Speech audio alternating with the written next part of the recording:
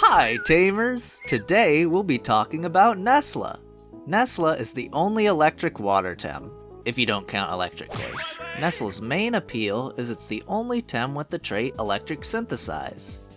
Okay, it's the only fully evolved tem with the trait Electric Synthesize. This lets it absorb any damaging electric technique and heal itself instead. Since the release of Cipanku, there's a bunch of electric types running around in the meta, and Nessla now has access to Aquatic Whirlwind. Nessla's by no means overpowered, but they're in a really good spot at the moment. Their trait, base stats, and move pool set them up to function as a spark support or a fast special attacker. No matter which build you go for, I would recommend the same moveset, which is Thunderstrike, Sparks, Aquatic Whirlwind, and Electric Storm. While the first three are just generally good moves, the Electric Storm is important to let Nessla hit tems with an electric move, even if they're partnered with an electric custodian raignet or Zizore. This is especially important to counter nagaise. It also has access to Cage, Stare, and Strangle, if any of those moves suit your team better. For gear, Chamomile is great on any Thunderstrike user, but it has a little bit of anti-synergy with Sparks because any buffs you put on yourself fall off if you switch out. Chamomile is still the best gear choice, just make sure you don't Sparks yourself too early into the game, unless you plan on never switching out. Other good items on Nessla would be other stamina gear, or a defensive item like Double Screen. For support Nessla, I have 3 TV spreads to choose from, each with their own pros and cons. They're all calced specifically to counter naga raignet openers, so choose the one you think will fit your team best. This first build has enough bulk to always beat naga raignet no matter what turn progression they go for. It lives for 2 turns and kills nagaise on turn 2 with a +1 Electric Storm. The downside is it only reaches 157 speed, which isn't very fast for a spark support. The second build is faster, and it beats the most common naga raignet play, which is to P-jab twice and madness buff into Psysurge. It reaches between 162 and 165 speed, which will give a lot more team comp freedom as far as the speed of your other special attackers goes.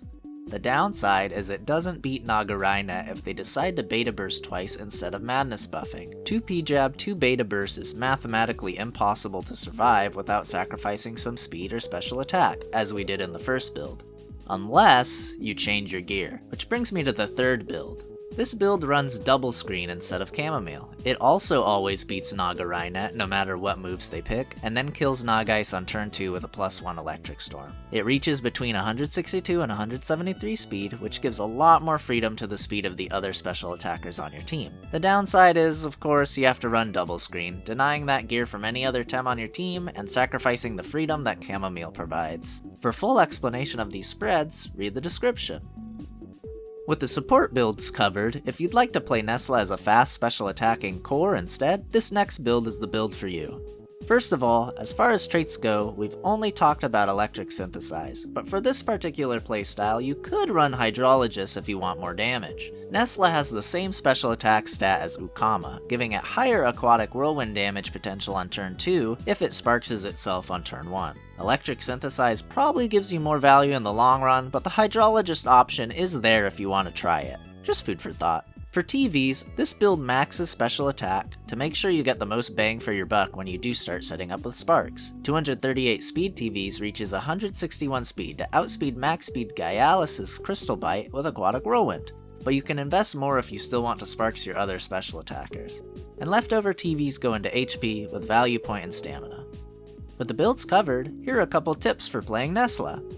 Nessla has a lot of flexibility on each turn. You don't always want to just Thunderstrike green circles. Sometimes it's better to predict a switch and press Sparks to set up and become stronger on a following turn. And furthermore, sometimes it's better not to Thunderstrike the enemy at all. If Nessla drops low, it can always Thunderstrike itself to heal from Electric Synthesis.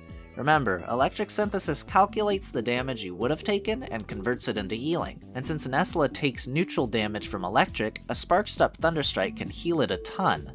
Good partners for Nessla are any special attackers that can appreciate a Sparks buff, particularly Adoraboros and Noxolotl, because Nessla's secondary typing also gives synergy to Virulent Gust. The damage from a +1 team-wide toxic move every turn can really add up if the opponent can't deal with it. I also think Nessla and Scaravolt have a lot of synergy. Nessla can threaten Earth-type switch-ins for Scaravolt, and Scaravolt helps cover against Nature and Crystal types that would threaten Nessla. Electric types in general are great with Nessla, because if your Nessla drops low, your Scaravolt can Thunderstrike its partner to keep it alive and provide more Sparks buffs. It's a pretty good symbiotic relationship. And finally, Lava Wave users like Firekoish and Mastion can help cover Nessla's weakness to Nature and Crystal as well, giving Nessla freedom to do whatever it wants. And that's about it for Nessla. It's overall a very flexible TEM with a lot of potential, so I hope you give it a try. Thanks for watching! My name is Blunk, and I make Temtem content for YouTube. If you liked this video, thanks! Stay tuned for more. Have a nice day.